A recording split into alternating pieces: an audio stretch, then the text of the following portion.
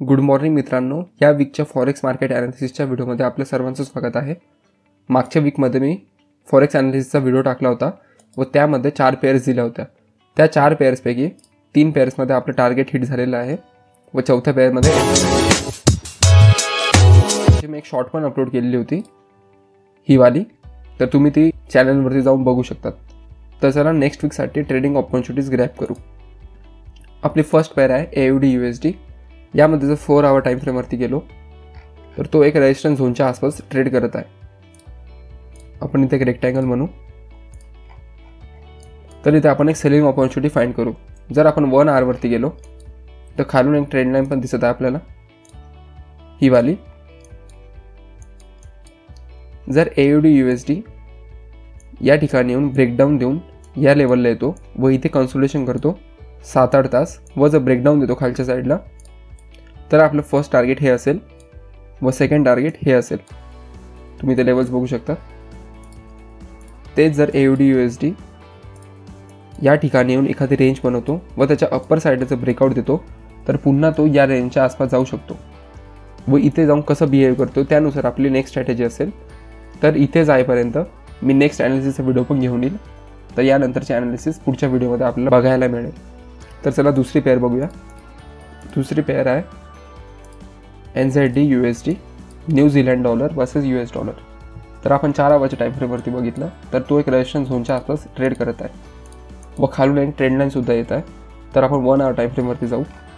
जर ही पेअर अशी इथे कन्सोलिडेशन करत करत इथे एखादी रेंज बनवते व या ट्रेंड लाईनचा व या रेंजचा एकसोबत जर ब्रेकडाऊन देतोय, तर आपलं हे टार्गेट असेल। व इथे आल्यानंतर जर इथे कन्सोलिडेशन होत आहे 8-9 तास व या रेंजला जर चांगल्या प्रकारे ब्रेकडाऊन देतोय एकदम चांगल्या बिअरिश कॅन्डलने, तर हे आपलं नेक्स्ट टार्गेट असेल। या रेंजला आल्यानंतर तो खूप टाइमपास करू शकतो, कारण इथे खूपच जास्त कन्सोलिडेशन झालेलं आहे, म्हणून आपण इथे आल्यानंतर कोणताही ट्रेड बघणार नाही। तर नेक्स्ट ॲनालिसिस व्हिडिओमध्ये मी ॲनालिसिस घेऊन येईल, तेव्हा बघू इथे कोणता ट्रेड बनतोय। नेक्स्ट पेअर आहे युरो JPY। मागच्या ॲनालिसिस व्हिडिओमध्ये मी सांगितलं होतं जर इथे येऊन कन्सोलिडेशन नंतर जर खालच्या साईडला ब्रेकडाऊन देतोय तर हे आपलं टार्गेट असेल, परंतु त्याने जो ब्रेकडाऊन दिलेला आहे ती खूपच मोठी एक बिअरिश कॅन्डलने दिलेला आहे। तर जर आपण इथे सेल केलं तर स्टॉप लॉस खूपच मोठा होऊन जात आहे, तर म्हणून आपण इथे रिटेस्टचा वेट करू।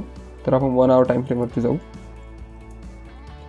जर युरो JPY इथे हळूहळू कन्सोलिडेशन करून वर येतो व 4 आवर टाइम फ्रेमवरती इथे बिअरिश कॅन्डल बनवतोय किंवा 1 आवर टाइम फ्रेमवरती इथे कन्सोलिडेशन करून जर खालच्या साईडला ब्रेकडाऊन देतोय, तर आपण जे मी टार्गेट सांगितलं होतं 4 आवर टाइम फ्रेमवरती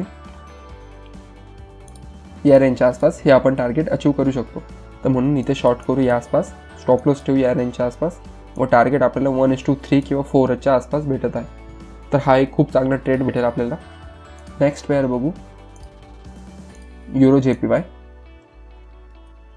एक बिअरिश फ्लॅग अँड पोलचा पॅटर्नचा एक खूप चांगला ब्रेकडाऊन दिलेला आहे 4 आवर टाइम फ्रेमवरती, परंतु ब्रेकडाऊन नंतर तो तिथे कन्सोलिडेशन करत आहे। मी मागच्या खूप व्हिडिओजमध्ये सांगितलं आहे की कधी पण ब्रेकआउट किंवा ब्रेकडाऊनच्या अगोदर कन्सोलिडेशन झालं पाहिजे।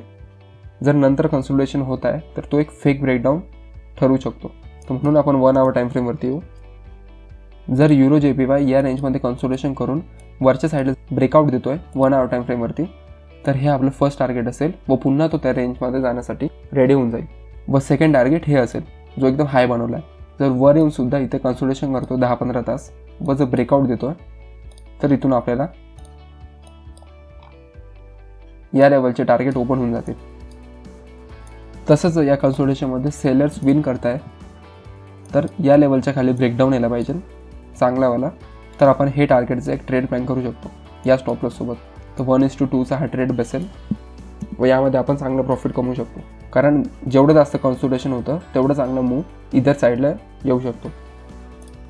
तर या वीकसाठी मी 4 पेअर्स दिलेले आहे AUD USD, NZD USD, euro JPY आणि USD JPY।